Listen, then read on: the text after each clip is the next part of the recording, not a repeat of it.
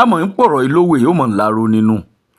ọ̀gbẹ́ni Rauf Aregbesola Simbo bàbá mọ̀ ti sọ̀rọ̀ o. Wọ́n sọ̀rọ̀ wọ́n fi kọ̀ mú òkun sí i. Wọ́n ní ẹgbẹ́ ọmọlúàbí tí àwọn kó jọ yìí wọ́n nítorí wípé gbogbo ọ̀nà là ń ti fi orí ṣe faraṣe fún ẹgbẹ́ APC tó sì jẹ́ wípé ibi náà fi ń san fún àwọn. Wọ́n wá ní pé ọ̀gá àwọn tó jẹ́ Tinubu gbogbo ọ̀nà làwọn fi gbà sìn tó sì jẹ́ wípé ibi náà fi ń lé àwọn kiri àti ikú. ọ̀rọ̀ ẹgbẹ́ ọmọlúàbí tí wọ́n kó jọ yìí gbogbo ìpínlẹ̀ Ọ̀ṣun ló mọ̀ ti dúró ti ọ̀gbẹ́ni Rauf Aregbesola. Tìfẹ́ Táyọ̀ ní gbogbo àwọn àgbààgbà òṣèlú fi kóra wọn jọ. Ibo wa ni ẹgbẹ́ APC ń lọ? Ibo ni ẹgbẹ́ ọmọlúàbí náà ń lọ? Àbí ọmọlúàbí ní lógo nínú ètò ìdìbò orílẹ̀-èdè Nàìjíríà níbí?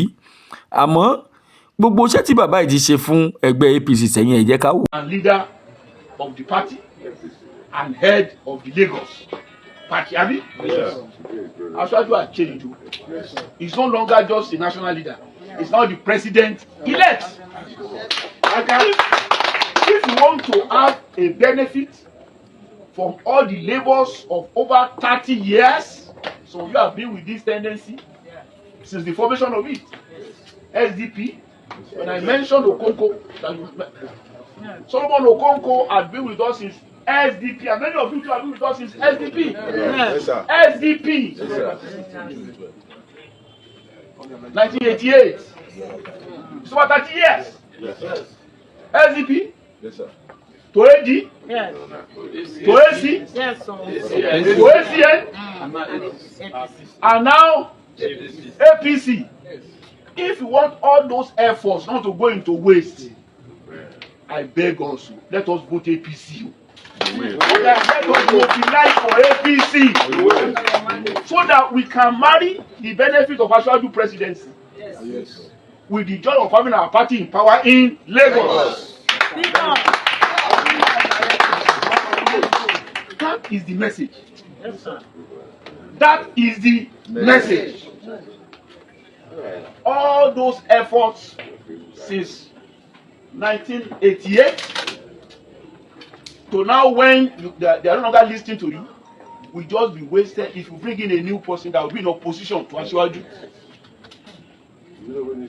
Sure. If you want to overcome the frustration of yesterday and go home that you are now in power, full power, you are now in full power, is to shun, disregard the mess you experience, and let us do the best we can. If people I see here who are leaders, go back home so that game has changed.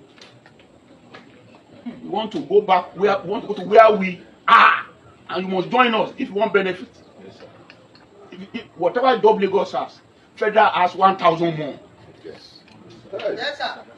Oh, yes. Whatever empowerment Lagos has, federal has 1 million more. Yes, sir. We are entering the big game.